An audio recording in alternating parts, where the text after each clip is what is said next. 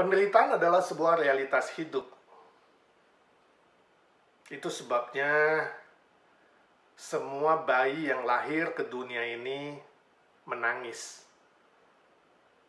Tapi orang-orang sekitarnya, ayahnya, ibunya, kakeknya, neneknya, semua tertawa. Saudara-saudara, teman-teman tertawa. Lucu ya, kadang-kadang diketawain malah ya.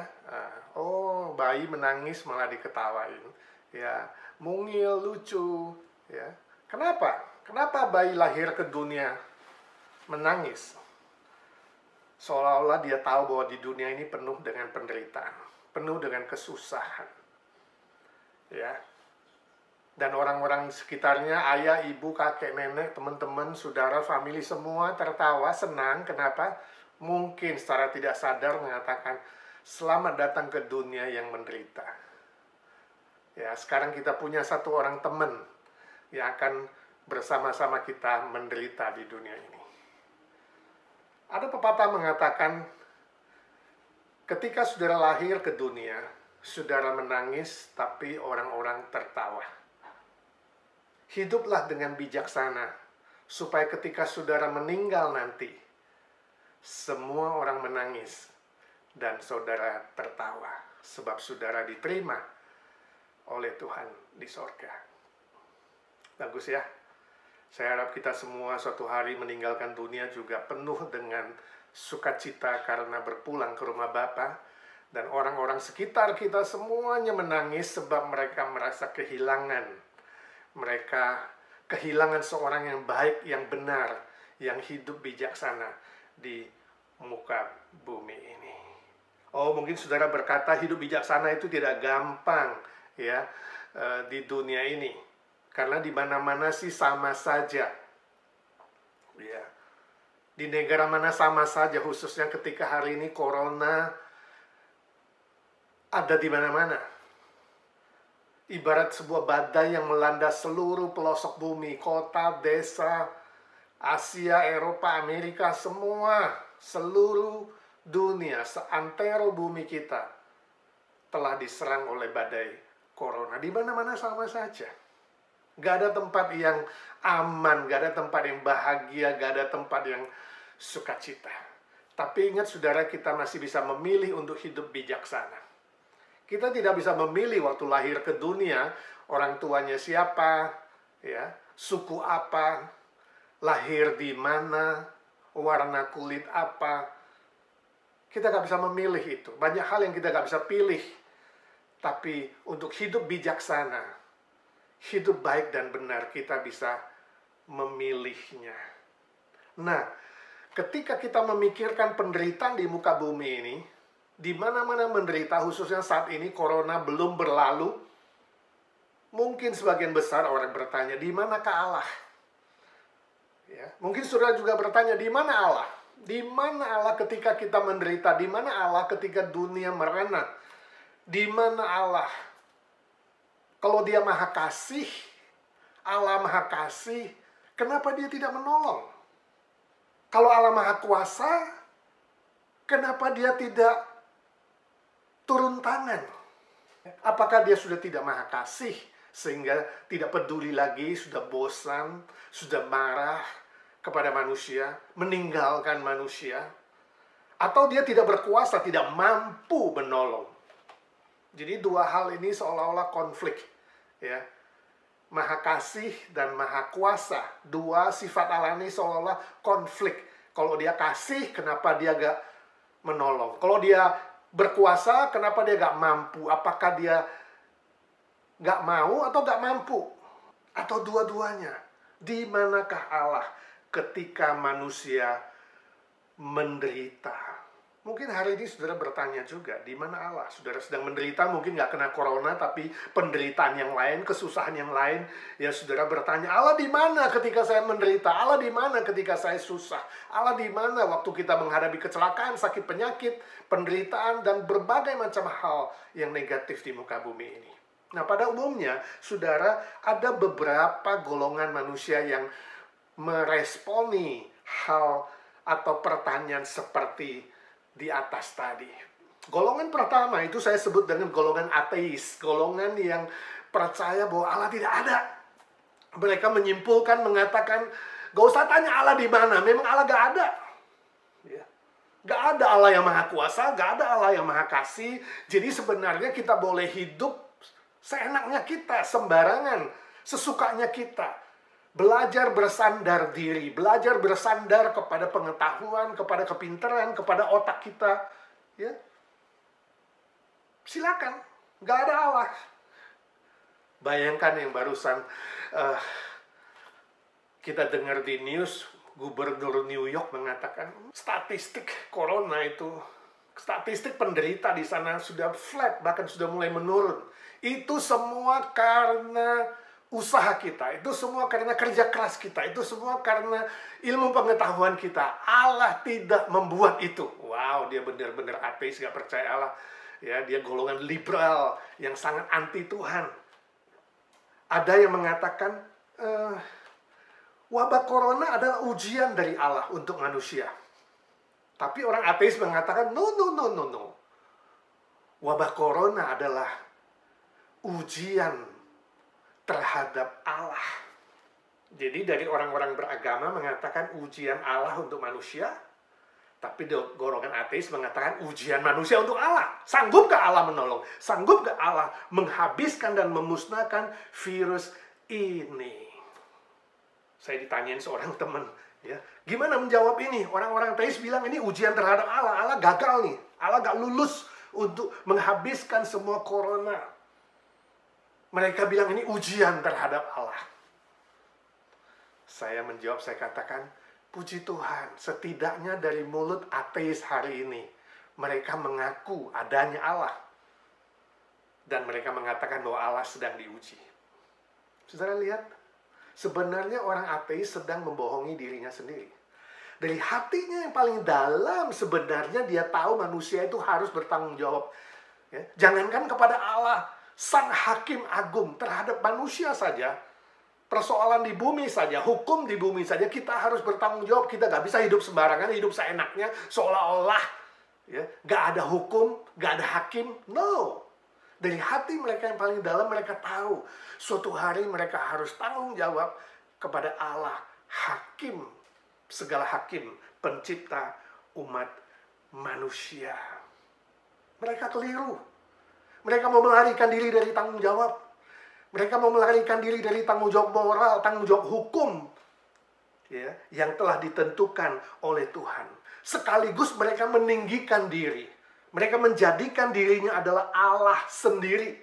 Wow, nggak mau Allah, nggak ada Allah, akulah Allah. Wow, sehingga kita tahu ya, sebenarnya di dalam hati mereka yang paling dalam, mereka tahu suatu hari mereka akan mati. Dan setelah mati, manusia harus bertanggung jawab di hadapan Tuhan. Dari hati mereka yang paling dalam, mereka tahu suara hati mereka selalu berbunyi, selalu bersuara. Mereka bisa bohong ketika mereka berbuat salah. Ketika mereka menderita dan susah, mereka tahu suara hati mereka. Itu adalah suara yang ditaruh Allah di situ. Allah ada dan Allah hadir di dalam hati nurani mereka. Nah, manusia golongan kedua adalah golongan deis. Deisme adalah sebuah ajaran yang mengajarkan bahwa ada Allah, tapi Allah sudah meninggalkan kita. Allah sudah bosan. Allah sudah muak melihat dosa manusia. Allah sudah tidak peduli lagi dengan kita. Saudara masih ingat lagunya Ebit G.A.D? Salah satu lagunya mengatakan, barangkali di sana ada jawabnya. Mengapa di tanahku terjadi bencana? Ada kesusahan, penderitaan, kesusahan, kekeringan. Ya. Ada anak petani yang orang tuanya mati. Dan sekarang ada corona. Di mana Allah? Mungkin Tuhan mulai bosan melihat tingkah kita yang selalu salah dan bangga dengan dosa-dosa. Jadi Allah sudah bosan sama kita. Allah sudah muak dengan kita. Allah sudah tidak peduli lagi dengan kita, ya. Dan Ebit bilang, mana? Di mana-mana cari jawaban nggak ketemu, ya. Barangkali di sana ada jawabnya. Bertanya kepada langit, bertanya kepada laut, Akhirnya nggak ketemu jawaban.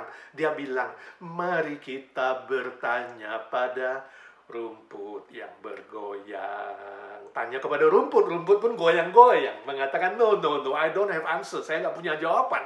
Ya, Allah sudah tidak peduli lagi sama kita. Memang Allah itu Maha Kuasa, tapi kasihnya sudah luntur.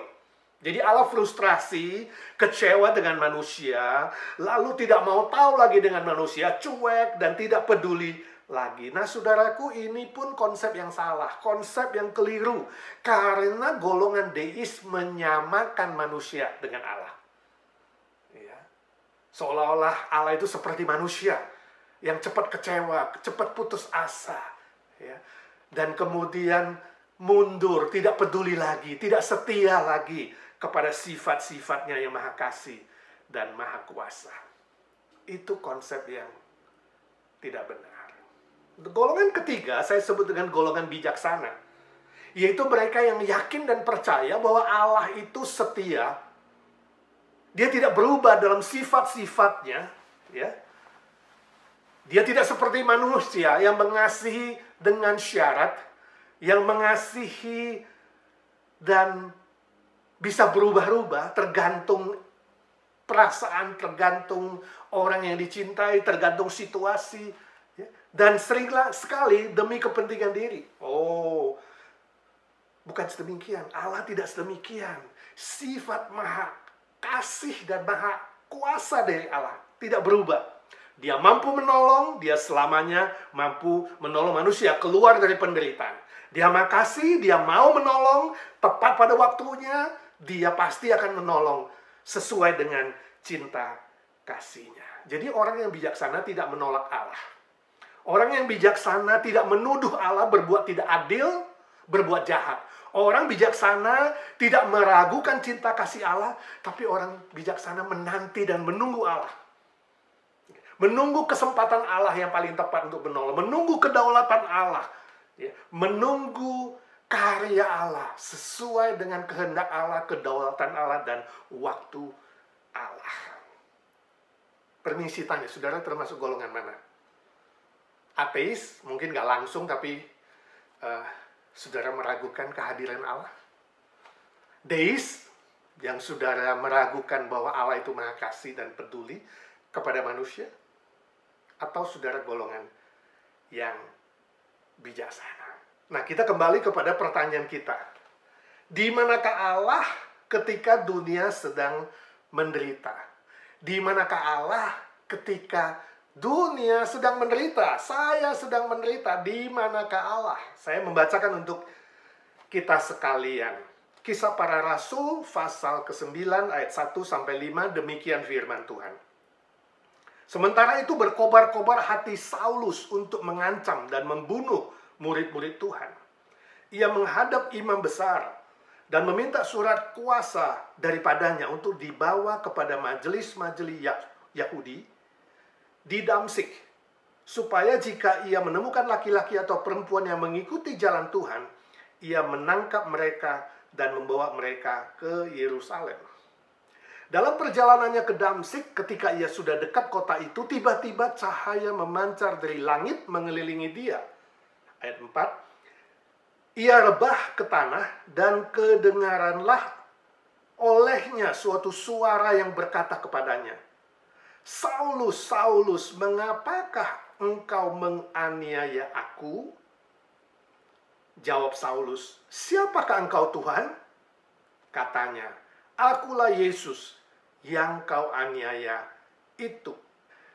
Nah, konteksnya saudara adalah bahwa Yesus sudah bangkit.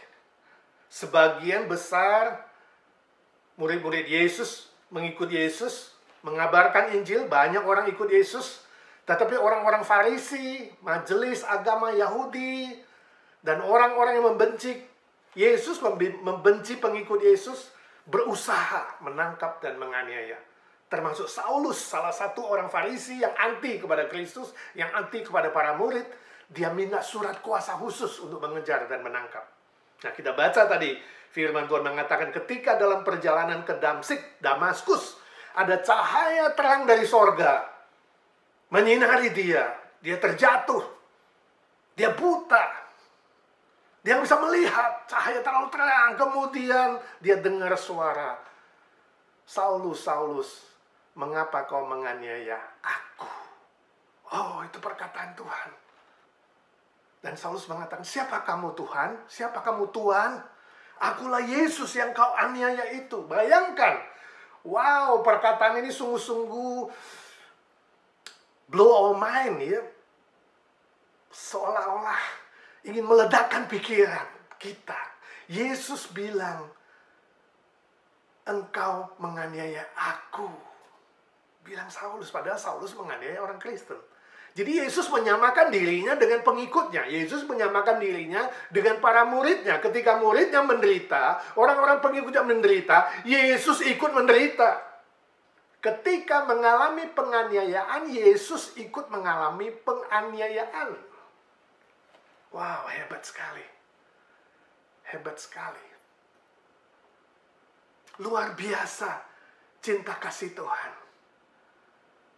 Allah yang menjelma menjadi manusia, dia Yesus Kristus yang mati bagi kita, bangkit bagi kita, kemudian naik ke sorga, kembali ke rumah Bapa.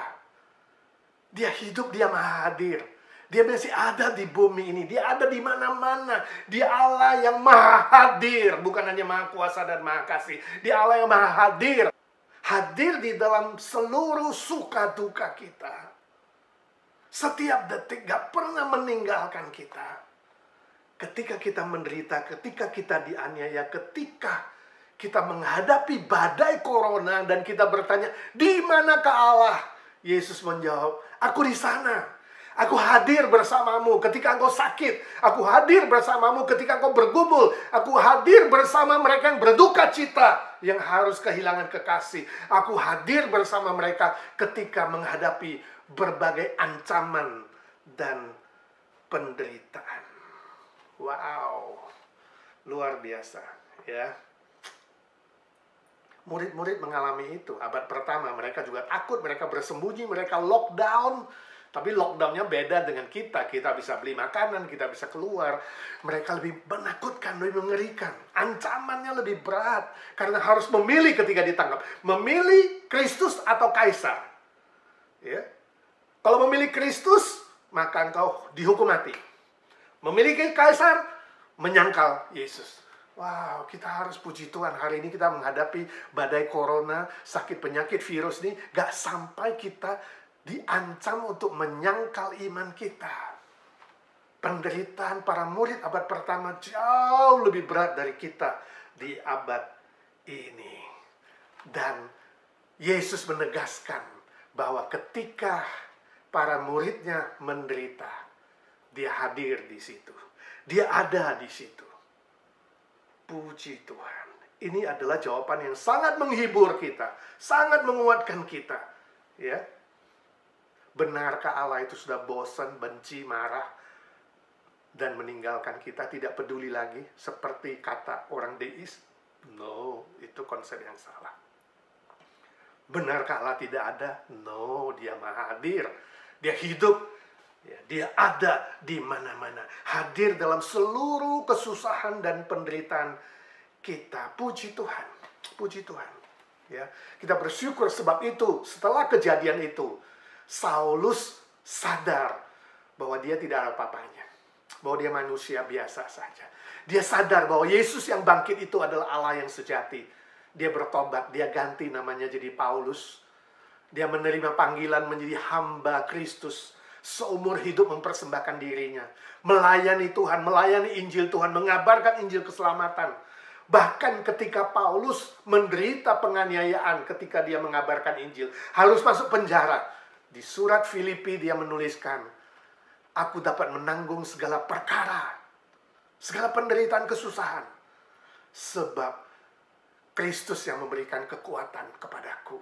Luar biasa. Dia tahu ketika dia di penjara, Yesus hadir di situ, menemani dia dan beri dia kekuatan untuk menanggung semua yang harus ditanggung.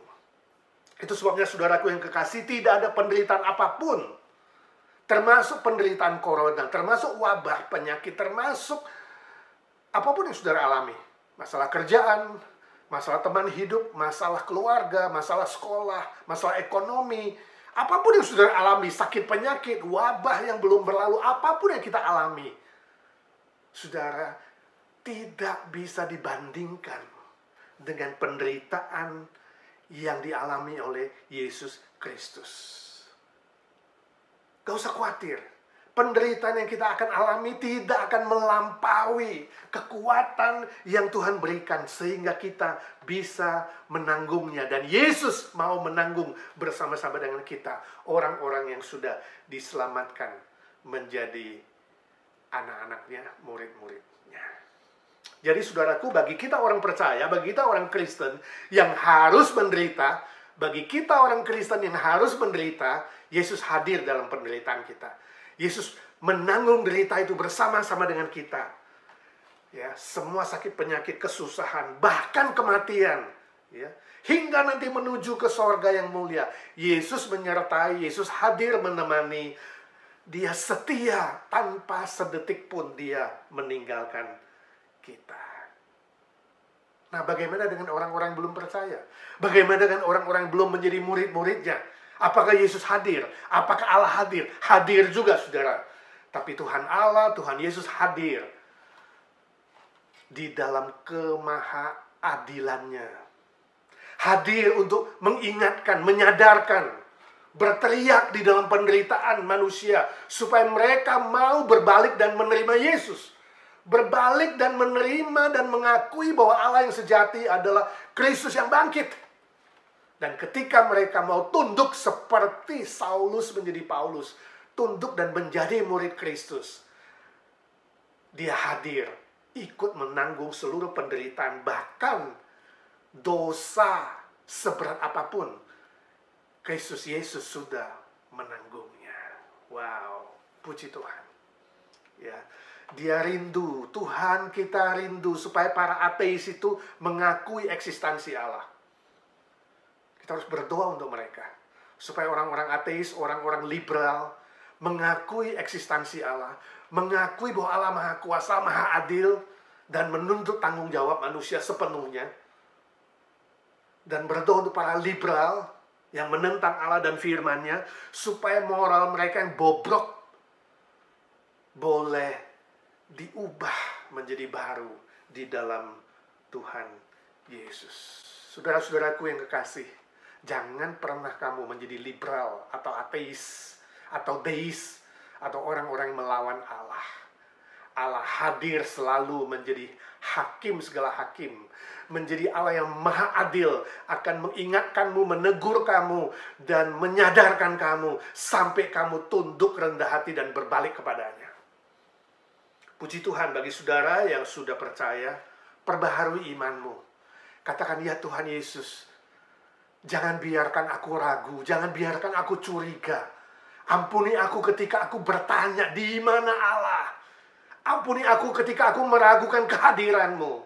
Ampuni aku ketika aku meragukan dan mencurigai pertolongan-Mu.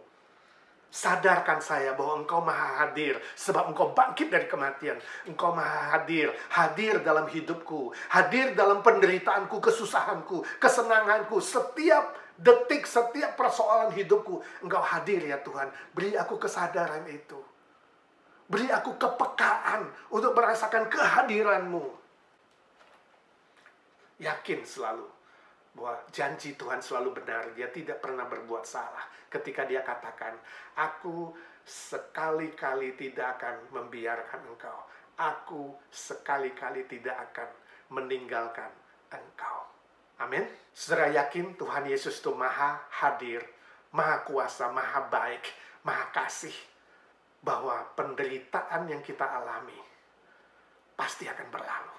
Penderitaan yang kita alami pasti kita bisa tanggung, sebab Dia menyertai, menguatkan, dan menolong. Amin.